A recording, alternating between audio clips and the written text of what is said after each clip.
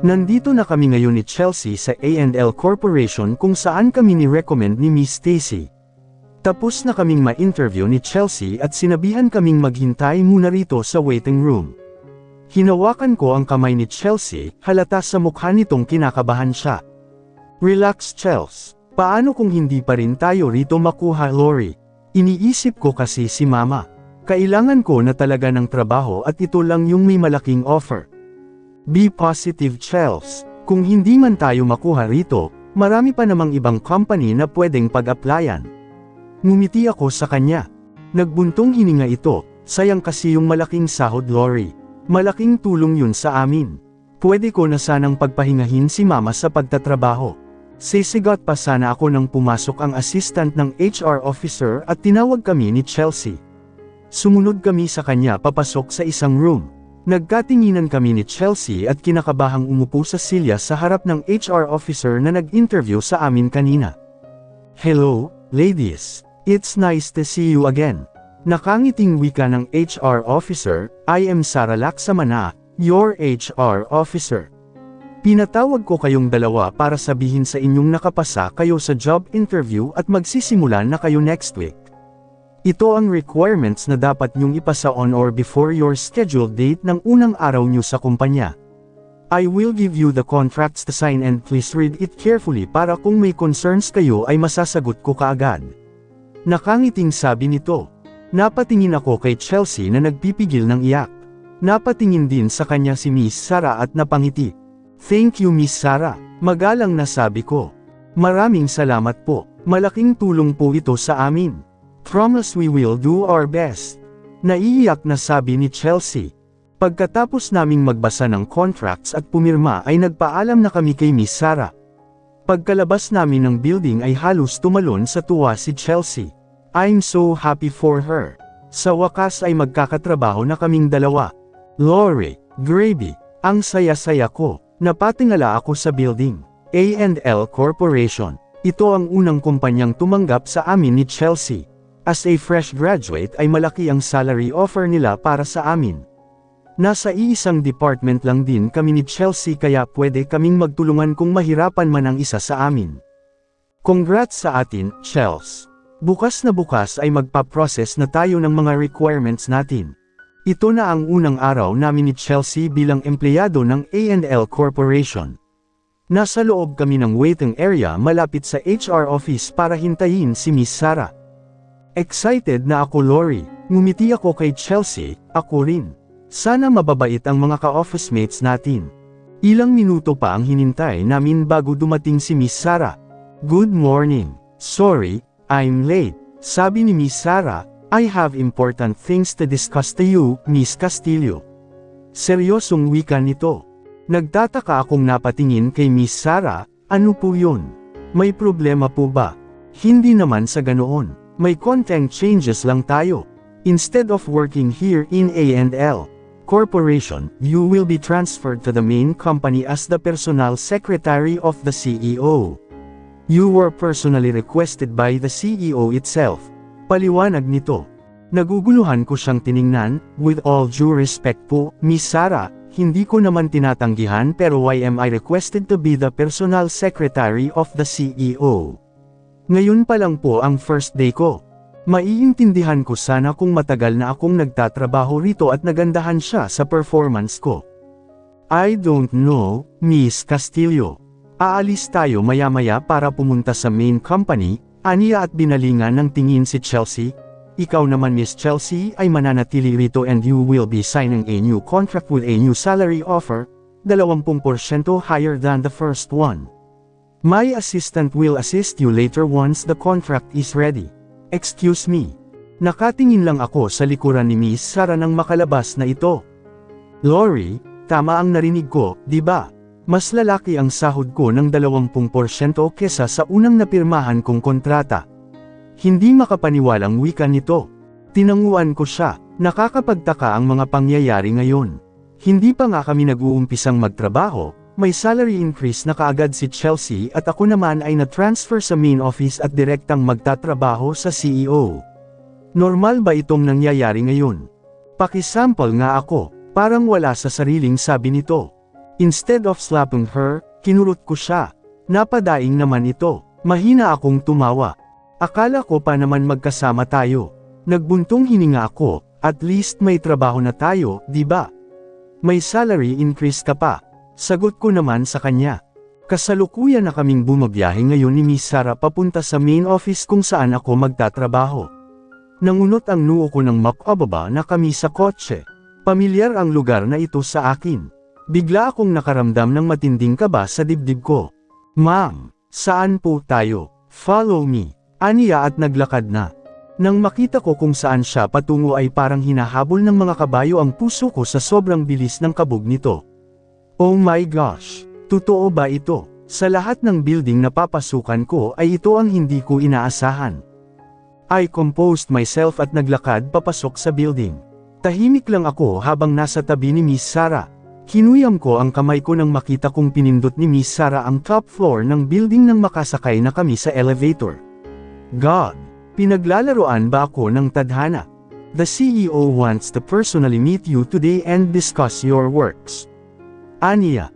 Hindi ako nakapagsalita. Tumango na lang ako kay Miss Sarah. Sinabihan naman ako nito na huwag kabahan. Napailing ako. Paano akong hindi kakabahan ngayon? Nang huminto ang elevator sa top floor ay lumabas na kami ni Miss Nadine. Napatingin ako sa paligid. Wala itong pinagbago. Mabibigat man ang mga paa ko habang naglalakad ay tinatigan ko ang sarili ko. After how many years ay nakabalik ako ulit dito. Natatanaw ko na ang opisina niya. Napatingin ako sa cubicle na nasa labas, walang tao roon. Did she resign? Ito na ang office ng CEO. Let's go inside. I-in Rafa and ex-Rafa bago kami pumasok sa opisina niya. Pagkakita ko sa loob ng opisina niya ay para akong bumalik sa nakaraan. Kinagat ko ang dila ko habang nakatikom ang mga labi ko. Napatingin ako sa desk niya. Rafael Montclair, CEO. Bahagya akong natigilan ng magtama ang mga mata namin nang tumingin ako sa kanya. Nakatitig lang din siya sa akin. Napakaseryoso ng mukha nito pero may kislap akong nakita sa mga mata niya. Parang biglang hinaplos ang puso ko. Rafa, he looks so damn fine. Parang wala itong pinagbago at parang hindi nadagdagan ang edad nito sa makalipas na 4 na taon. Nag-iwas ako ng tingin.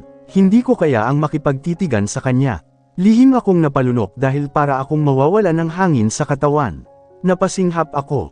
Good morning, Mr. Montclair. This is Lorraine Castillo, your new secretary. Pagpapakilala sa akin ni Miss Sarah. Hindi mo na ako kailangang ipakilala pa, Miss Sarah, dahil matagal na kaming magkakilala.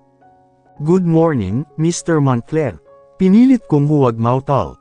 Bakit ba kasi sa dinami-dami ng kumpanya ay doon pa kami sa A&L Corporation i-recommend ni Miss Stacy? Kung alam ko lang ay sana hindi na ako tumuloy. Narinig kong tumikim si Rafa. Thank you, Miss Sarah. You can go now. Ngayon ko lang ulit narinig ang baritonong boses nito, she's mine now. Naikuyong ko ang kamay ko sa huling sinabi nito. She's mine. Napatingin ako sa kanya at ganoon na lang ang pagkabigla ko ng titig na titig ito sa akin at biglang tumaas ang gilid ng labi nito. All right. Excuse me, Mr. Montclair. Napatingin ako kay Miss Sarah at nagpaalam. Bahagya akong tumagilid at mariing napapikit. Gusto ko na lang na sumama kay Miss Sarah palabas sa opisinang ito. Hindi ko maipaliwanag ang tensyon at kabang nararamdaman ko. Have a seat, he said in his low baritone voice. Napabuga ako ng hangin bago naglakad papunta sa upuan sa harap ng desk niya. Naiilang ako sa bawat pagtitig niya sa akin. Nilero ko ang mga daliri kong nakapatong sa hita ko. Thank you for hiring me as your personal secretary, Mr. Montclair. Ani ko habang nakatingin sa librong nasa mesa niya. How are you? Nagulat ako sa tinanong niya at napatingin sa kanya. Nakatitig ito sa akin. Napalunok ako. I'm doing good, sir. Iniwas ko ang tingin ko sa kanya. I can clearly see that. You look really damn fine. He huskily said. Kinagat ko ang dila ko. Gusto ko na lang lumabas na rito at bumalik kung nasaan si Chelsea. Mas gusto ko pa roong magtrabaho kasama siya. Nasaan po ang desk ko para makapag-umpisa na po akong magtrabaho? Magalang na wika ko. Congratulations on your graduation, Lori. My heart skipped a beat. Kakaiba ang naramdaman ko nang sinabi niya ang pangalan ko. I bit my lower lip. Thank you sir. Mahinang sabi ko habang nakayuko. Did you receive my gift? Napaangat ako ng ulo at napatingin sa kanya. Gift. Bigla kong naalala ang malaking bouquet ng bulaklak, mamahaling alahas at relo na ni-deliver sa kondo ni Audrey. It was really from him. Naalala niya pa akong bigyan ng regalo sa isa sa mga importanteng araw ng buhay ko. Ikaw ang nagbigay noon. Nauutol na tanong ko. Yes, you liked it. Hindi ako nakasagot sa tanong niya. Bakit ako pa ang ni-request mong maging personal secretary mo? Lakas loob kong tanong. Do I have to answer that baby? Seryosong wika nito. Halos mahulog ako sa kinauupuan ko. Damn. And the moment I looked into his eyes, parang biglang tumigil ang mundo ko. Bakit ganito? Bakit ganito ang nararamdaman ko ngayon? Dapat wala na siyang epekto sa akin dahil matagal na akong naka-moved on sa kanya. Dali-dali akong tumayo. Kailangan ko nang makalabas dito. Mauubusan ako ng hininga kung mananatili pa ako rito ng matagal. Pwede na ba akong pumunta sa desk ko? Nasa labas, right? Sabi ko habang nakaiwas ang tingin sa kanya. Yeah, sagot nito. Okay, lalabas na ako sir. Just call me kung may ipapagawa ka na sa akin. Ani ko at tumalikod na. Nakatatlong hakbang pa lang ako nang malakas akong napasinghap ng hinigit nito ang kamay ko at niyakap ako ng mahigpit. Mabilis na pumulupot sa bewang ko ang mga braso niya at ang mukha ko naman ay nakadikit sa matigas nitong dibdib. Nanlalaki ang mga mata ko at napaawang ang mga labi ko. Naamoy ko ang pabango nitong gamit, ito rin ang ginagamit niya noon. God baby, bulong nito, it's been 4 years. Hindi ko alam pero biglang uminit ang mga mata ko. Tumangala ako para pigilang tumulo ang luha ko. Yeah, it's been 4 years already and yet, ganito pa rin ang epekto niya sa akin. Sir, I have to work. Stop calling me that baby, he said annoyingly. Tumaas ang balahibo ko nang naramdaman kong hinaplos nito ang likuran ko. Mariin akong napapikit. Lalabas na po ako, pinal na sabi ko at tinulak siya. Mabilis akong naglakad palabas nang kumalas ito sa pagkakayakap sa akin. Hindi ko na siya tiningnan pa. Diretso lang ang lakad ko hanggang sa makalabas ako. Pabagsak akong umupo patalikod sa opisina niya. Sinapo ko ang dibdib ko. Sobrang lakas ng pintig nito. Parang lalabas na ito sa katawan ko. Napailing ako. Nanginginig ang kamay kong kinuha ang phone ko at nag-text kay Miss Sarah. I requested na kung pwede ay ibalik na lang ako sa A&L Corporation pero nanlumo ako sa reply nito na hindi na raw pwede dahil hindi raw papayag ang CEO. Nagpakawala ako ng malalim na hangin at kinalma ang sarili ko nandito ako para magtrabaho. Dapat ay maging professional ako dahil boss ko na siya ngayon just like before, ang pinagkaiba lang ngayon ay iba na ang trabaho ko sa kanya, hindi na katulad ng dati. Ang hindi ko lang alam ay kung ano na naman ang reason niya at bakit ako narito. Araw-araw ko na naman siyang makikita at makakasama. The way he talked to me earlier, it's like. Napailing ako, hindi. Baka nagkakamali lang ako. It's been 4 years already. Magdadalawang oras na akong nakaupo lang dito sa desk ko dahil wala namang pinapagawa si Rafa sa akin. Hindi na dapat maulit pa ang nangyari kanina. Trabaho ang pinunta ko rito kaya dapat ay maging professional ako or kahit maging civil man lang sa kanya dahil siya ang boss ko.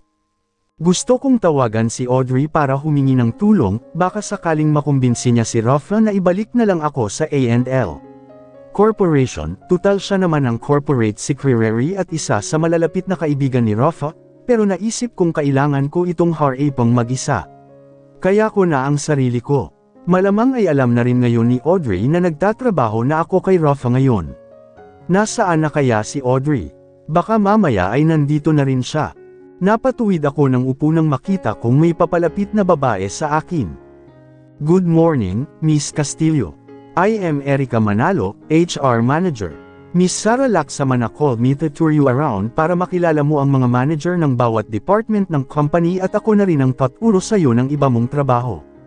Tumayo ako at ngumiti kay Miss Erica, I offered my hand at nag-handshake kaming dalawa. Nice meeting you, Miss Erica Manalo. Please address me by my first name. Magalang na wika ko. Iniwan ko ang bag ko sa desk ko at sumunod kay Miss Erica. Pinakilala niya ako sa iba't ibang manager ng bawat department ng kumpanya ni Rafa pati na rin sa may mga matataas na posisyon na nandito ngayon sa office nila. Pati sa head of security at sa front desk para kung may concern man sila ay alam na nila kung sino ang tatawagan nila.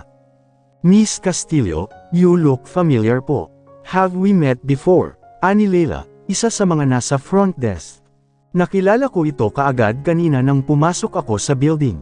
Nasa front desk na siya noon nang pumupunta pa ako rito 4 years ago. Maybe po, pagsisinungaling ko. Tipid akong ngumiti sa kanya nang ayain na ako ni Miss Erica na bumalik na sa taas. Pagkabalik ko sa desk ko ay tinuruan naman ako ni Miss Erica ng ilang trabaho ko. Ang iba raw ay ang CEO na ang baalang magturo sa akin especially ang schedules niya ng meeting everyday. Binigay niya sa akin ang old password ng laptop at ang email ng Office of the CEO na gagamitin ko. Ako na raw ang baalang magpalit noon para siguradong ako lang ang may access. Binigay niya rin ang directory sa akin para hindi na ako mahirapan pang hanapin ang mga numbers ng bawat department at offices dito sa kumpanya. Almost lunchtime na nang matapos akong turuan ni Miss Erica, kung may tanong pa raw ako ay pwede ko raw siyang tawagan. Binigay niya sa akin ang calling card niya at bumaba na ito. Habang inaayos ko ang mga folders sa desk ko ay nagring ang telepo po kaya sinagot ko ito. Come inside, ani Rafa sa kabilang linya. Okay sir, mabilis na sagot ko at binaba na ang telepono. Pagpasok ko sa opisina niya ay diretso kaagad itong nakatingin sa akin. Hindi ko na lang pinansin ang mga titig niya habang naglalakad ako palapit sa desk niya. Have a seat, aniya. Umupo naman ako kaagad. How's your company tour with Miss Navarro? Okay naman po. Nakilala ko ang mga manager ng bawat department at ibang empleyado. They were all welcoming naman. Tinuruan na rin ako ni Miss Navarro ng trabaho ko. Sagot ko sa kanya. That's good. He leaned forward at inabot sa akin ang isang folder. You need to sign this new contract. Kinuha ko ito at binasa ang nakasulat doon. Kumunot ang noo ko nang makita kong mas lumaki ang sahod ko, naging doble na ito kesa sa una kong pinirmahang kontrata. Napatingin ako sa kanya. Bakit biglang lumaki ang sahod ko sir? Tak ang tanong ko. You're working directly to me. Seryosong sagot nito. Don't get me wrong sir. Nagpapasalamat ako at ganito kalaki ang sasahuran ko, nagtataka lang ako. As a fresh graduate ay ganito kaagad kalaki ang salary ko. Normal lang ba ito sa kumpanya mo? No, ikaw lang. Tila naumid ako sa sinagot niya. Hindi na lang ako nagsalita pa at pinirmahan na ang bagong kontrata at binigay ito sa kanya after I signed the contract. Here, inabot nito sa akin ang isang iPad, kinuha ko naman ito. Nakaayos na dyan ang schedule ko for this week. We will talk about your work after lunch. Aniya at napatingin sa pambisig nitong relo. Okay sir, I'll check this later. Stop calling me sir. Inis na wika nito. Okay, Mr. Montclair. Matalim ako nitong tinitigan pero hindi ko siya pinansin. Bahala siya sa buhay niya. Dapat ganito lang ako palagi sa kanya. Let's go. Aya nito sa akin at tumayo mula sa pagkakaupo niya. Huerta, Mr. Montclair. He grabbed his phone at tumitig sa akin, lunch. Tipid na sagot nito, may inis sa boses nito. Kakain na lang po ako sa labas, Mr. Montclair. Tumayo na rin ako. Well, you can't say no. Let's go. Aniya at parang napipikon na ito. Magkasalubong na ang magkabilang kilay niya. I can say no, Mr. Montclair. I smiled at him at tinalikuran na siya. Narinig ko itong malakas na napabuga ng hangin. Nang makalabas na ako sa opisina niya ay kinuha ko ang bag ko at naglakad papunta sa elevator. Ramdam kong nakasunod lang siya sa akin pero hindi ko siya pinansin. Bahala siyang magalit kahit boss ko pa siya. Tumayo ako sa harap ng nakasarang public elevator matapos kong mapindot ang button down. Nakita kong pinindot ni Rafa ang button ng private elevator niya at kaagad itong nagbukas. Ay, gulat na sabi ko. Nagulat ako nang hinigit nito ang kamay ko at mabilis akong hinila papasok sa private elevator niya at mabilis nitong pinindot ang close button. Matalim ko siyang tiningnan. Ano ba? Inis na sabi ko. Pinigilan kong sumigaw sa sobrang inis ko. I told you that we were having our lunch. Kalmado nitong wika. At sinabi ko ring kakain akong mag-isa sa labas, Mr. Montclair. Nagulat ako nang lumapit ito sa akin kaya napaatras ako.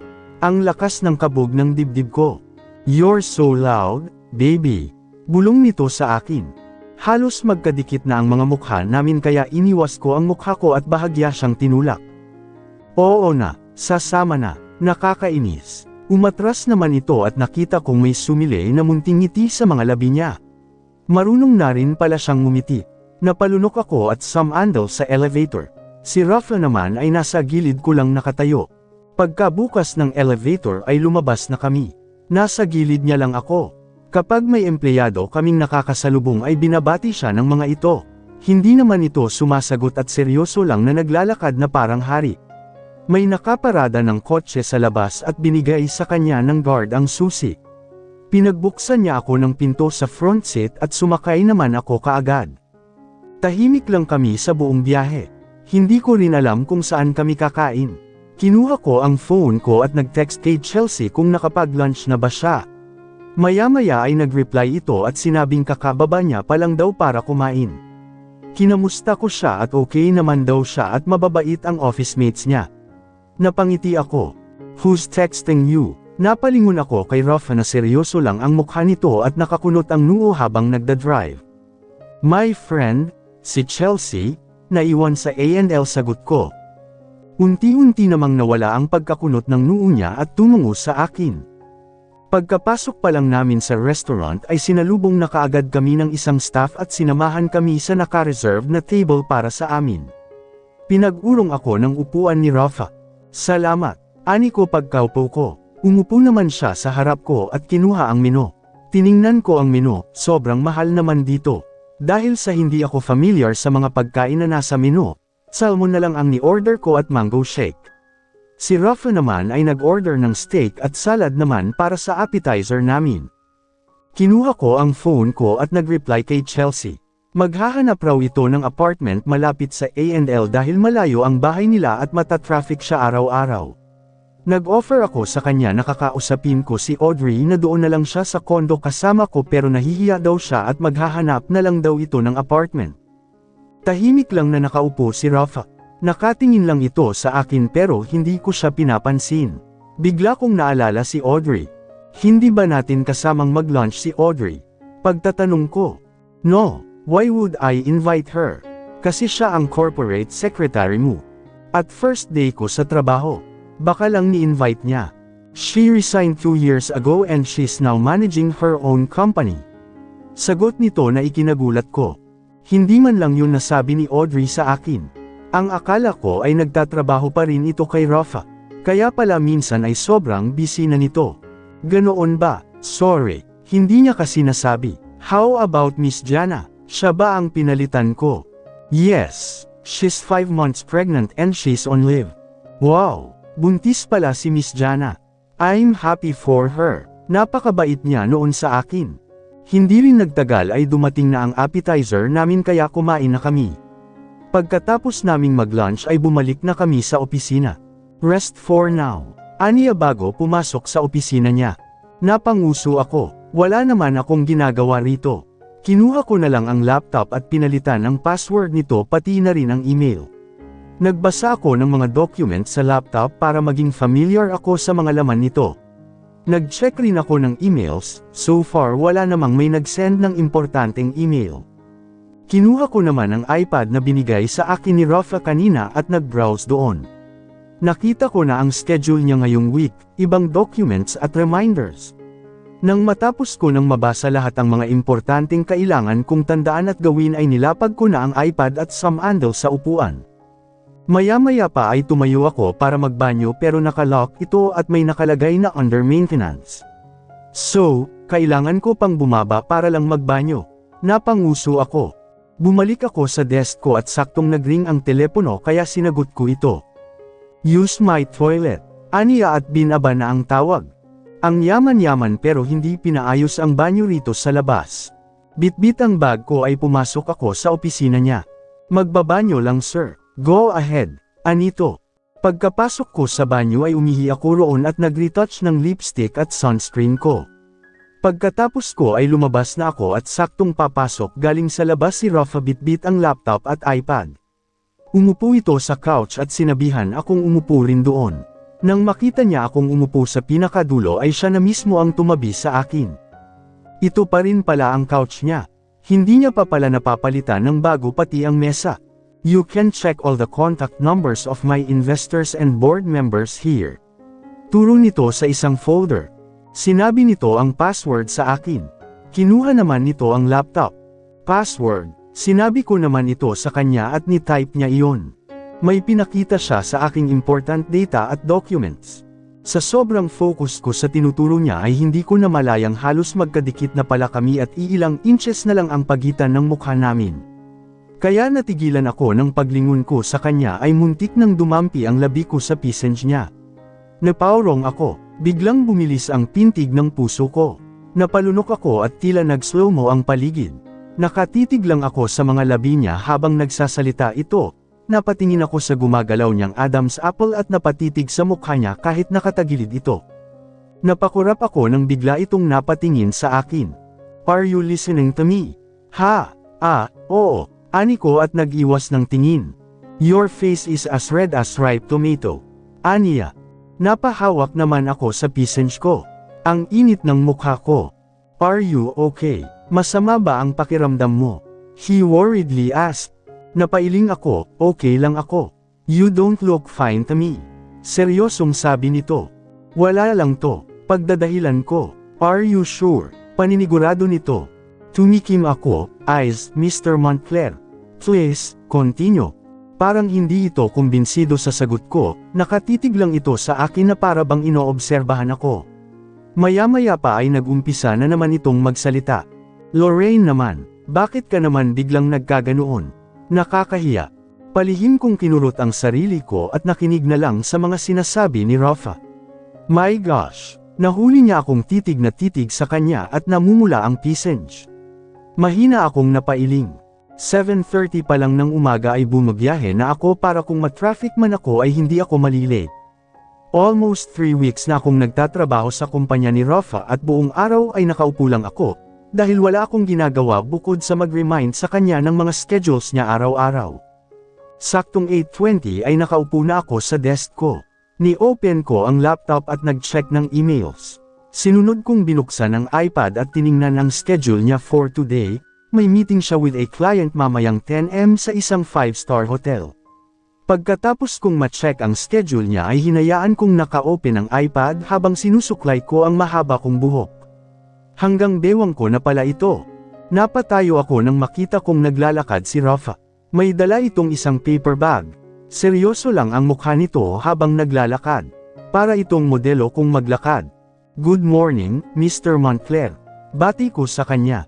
Huminto ito sa tapat ng desk ko at inabot ang paper bag sa akin. Nagtataka ko naman itong tiningnan. Good morning. Here's your coffee. Napatingin ako sa paper bag, may tatak ito ng isang mamahaling coffee shop. Nakita kong pinasadahan niya ako ng tingin at biglang kumunat ang noo niya. Salamat po, nahihiyang sabi ko. Tinanggap ko ang binigay niya dahil sakto ring hindi pa ako nakakakain ng breakfast. Na-late ako ng gising kanina kaya hindi na ako nakakain pa. Don't you have a coat? Inis na tanong nito. Humakbang ako patagilid at tinuro ang coat ko na nakapatong sa sandalan ng upuan ko. I have, Mr. Montclair. Hinubad ko kasi ito kanina dahil ang init sa labas. Naka-sleeveless top ako na kulay navy blue na hapit sa katawan ko, at nakaitim na above the knee-fitted pencil cut skirt. Wear it. Tipid nitong wika at naglakad na papasok sa opisina niya. Napataas ang kilay ko habang naglalakad siya. Ang aga-aga magkasalubong na naman ang kilay nito. Umupo na lang ako at binuksan ang paper bag. May laman itong kape at clubhouse sandwich. Nagring ang telepono kaya sinagot ko ito. Have your breakfast first. Aniya at binaba na ang telepono. Sinunod ko na lang ang sinabi niya. Binilisan ko ang pag-ubos ng breakfast na binili niya sa akin dahil may meeting pa ito mamaya with a client. Pagkatapos kong kumain ay sinuot ko ang coat ko at kinuha ang iPad. Kumatok muna ako bago pumasok sa opisina niya. May binabasa itong papeles at binaba niya ito nang nasa harap na ako ng desk niya. Nasa akin na ang atensyon niya at nakatitig sa akin. Napatikhim ako. You have a meeting with Mr. Valadares at 10 am sa El Satori Hotel. Nag-remind na rin po ang taga-marketing and advertising department to set a meeting with HU regarding sa proposal nila. I just need to confirm po ang date. Habang nagsasalita ako ay seryoso lang itong nakatitig sa akin. Why do you have to wear that today? Kumunot ang noo ko, may problema po ba sa pananamit ko? Yumigting ang panga nito at umayos ng upo. Hindi ko siya maintindihan. Maayos naman ang pananamit ko. Bago ako pumasok sa trabaho ay sinisigurado ko na maayos ang pananamit ko dahil ako ang personal secretary ng CEO, nakakahiya naman na pangit ang pananamit ko. Nasa malaking kumpanya ako kaya kailangan ko ring mag-invest sa mga sinusuot ko at malaki naman ang sasahuran ko. Hindi man branded o mamahalin ang suot ko pero maayos naman ang mga ito. Naalala ko rin noon na ganito kung manamit si Audrey kaya sinunod ko lang. Set the date next week. Anong araw ako available? Ni-check ko ang schedule niya for next week at may 2 days siyang buong araw na walang meeting. Next week, Wednesday and Thursday ka po available. Sagot ko sa kanya. Set it on Wednesday at 2 in the afternoon. Kinuha ko ang pencil ng iPad at ninote kaagad iyon sa araw na gusto niya. Already noted, Mr. Montclair. I will send an email to Miss Anna. Ani ko. You're coming with me later at 10. Aniya. Tumango ako sa kanya, copy sir. Sagot ko at nagpaalam ng lalabas. Pagkabalik ko sa desk ko ay ni-open ko kaagad ang laptop at nag-send ng email kay Miss Anna. Pagkatapos kong mag-send ng email ay kinuha ko ang iPad at inayos ang pagkasulat ng schedule ni Rafa next week. Bumaba na ako sa kotse at hinintay si Rafa na maunang maglakad papasok sa hotel. Pagkapasok pa lang namin ay binati na kaagad kami ng staffs, lalong-lalo na si Rafa. 9:30 am pa lang kaya hindi pa siya late sa meeting niya. Reservation under Mr. Valadares. Ani ko sa staff. Ngumiti ito sa akin at sinabing nasa second floor ang private room na kinuha ni Mr. Valadares. Naglalakad na kami ngayon at nagulat ako nang biglang tumayo ang isang customer at tinapon sa waiter ang isang pitcher ng juice at pati ako ay nabasa. Sa bilis ng pangyayari ay hindi ako kaagad nakaiwas. Nanlaki ang mga mata ko. Ang bobo mo, sigaw ng customer na babae sa waiter. Medyo malapit ako sa water kaya pati ako ay nabasa. Mabuti na lang at natalsikan lang ang coat ni Rafa. Napatingin ako sa damit ko, basa ito pati na ang coat ko. Nagmantsa kaagad ang juice sa coat ko na kulay puti. What the hell? Galit na sigaw ni Rafa nang makitang natapunan ng juice ang damit at coat ko. Lumapit kaagad ito sa akin at pinunasan ang basa kong damit pati na ang coat ko gamit ang panyo niya. Sorry, ma'am sir. Mukhang takot na takot ang waiter dahil sa dilim ng mukha ni Rafa. Your clothes are wet, yumigting ang panga nito. Uuwi na lang po muna ako at magpapalit. Ani ko. You, turo nito sa babaeng nagtapon ng juice sa waiter kanina, you don't treat a waiter like a trash. Galit na turan ni Rafa. Nakita kong napatras ang babae at natakot ito sa pagsigaw ni Rafa. Hinawakan ko si Rafa sa braso para pigilan. Napatingin naman ito sa akin. Tama na, magpapalit na lang ako, mahinang sabi ko. Marami na ngayon ang nakatingin sa amin. May lumapit sa aming babae, manager daw ito at panay hingi nito ng pasensya. Kailangang humingi ng tawad ang babaeng iyon sa waiter mo at sa secretary ko. Inis niyang sabi at nagngangalit ang mga ngipin. Binaling nito ang tingin sa akin. Madilim pa rin ang mukha nito. Are you okay? Tumango ako sa kanya. Binalingan ko ng tingin ng Walter, naawa ako sa itsura niya. Mukhang bata pa ito.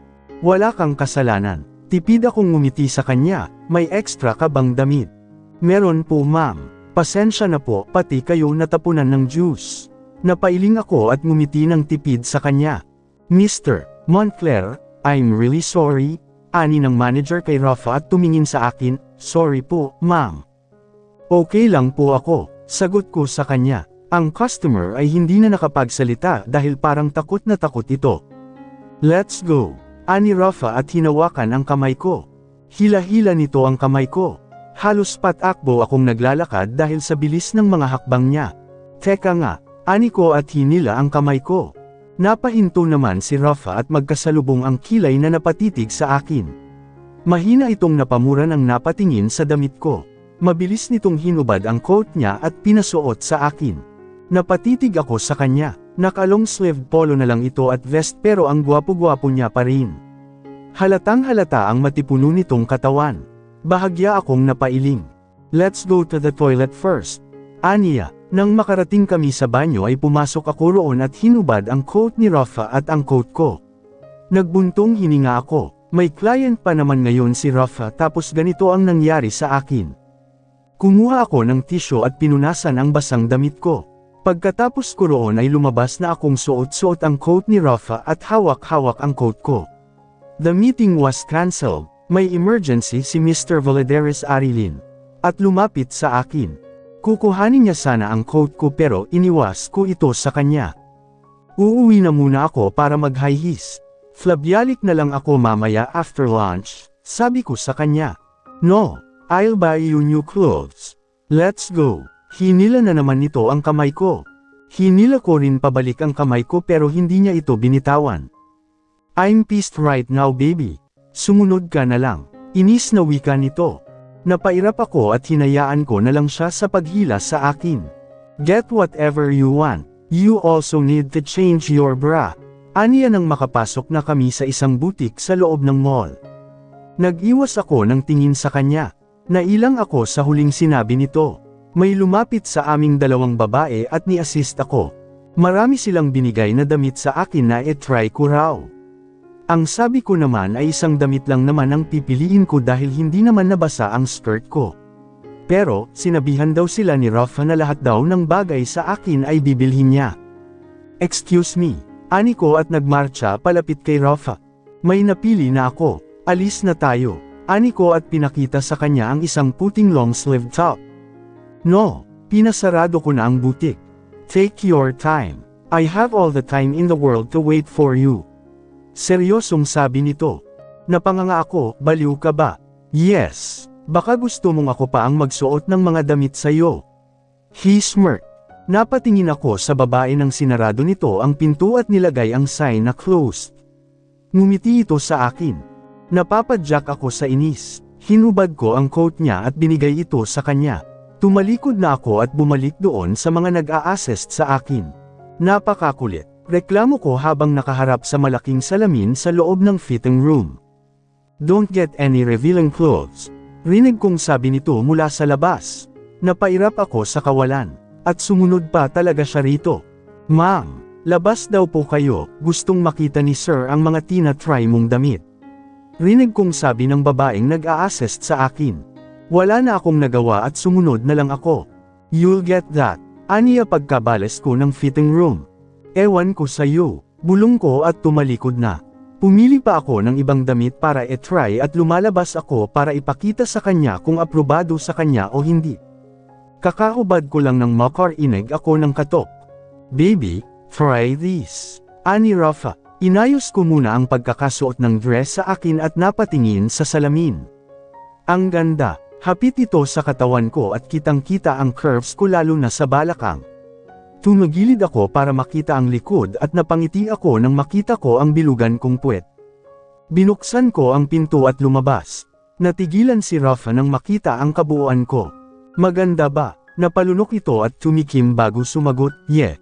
Ngumiti ako sa kanya, thanks. Ano ang ipapatry mo? Last na itong dress. Inabot nito ang high-heeled shoes sa akin. Kinuha ko naman ito at umupo sa isang stool chair. Nag-squat siya sa harapan ko at hinawakan ang paa ko para haburin ang suot kong sapatos. Ako na, ani ko, let me, seryosong sabi nito at tuluyan nang nahubad ang sapatos ko. Sinuot niya ang bagong sapatos sa paa ko. This looks good on you, too. Aniya at tiningala ako at bahagyang ngumiti. Nag-iwas ako ng tingin at tumayo. May full body mirror din dito sa labas kaya dito ko nalang tiningnan ang sarili ko. Nagulat ako nang nasa likod ko na si Rafa at titig na titig sa reflection ko sa salamin. You're really beautiful baby, namamaos na sabi nito. Biglang bumilis ang pintig ng puso ko. Nawala bigla ang inis ko sa kanya. Nag-iwas ako ng tingin at mabilis na tumalikod para pumasok sa fitting room para magbihis. pero hindi ko napansin ang hinubad niyang sapatos ko kanina kaya natapilok ako roon. Mabilis niya naman akong nahawakan sa bewang at ako naman ay napahawak sa braso niya. "Careful baby," he said in his low baritone voice. Nang tumingala ako ay sobrang lapit ng mukha namin sa isa't isa dahil bahagya pala itong nakayuko. Mahigpit ako nitong hinapit sa bewang at tumayo ng tuwid. Kinuha niya ang strands ng buhok kong napunta sa mukha ko. Parang biglang tumigil ang oras habang nagkatitigan kami. "Let's just stay like this for a while," he huskily said. Niyakap ako nito at para akong tuod na hindi makagalaw sa kinatatayuan ko.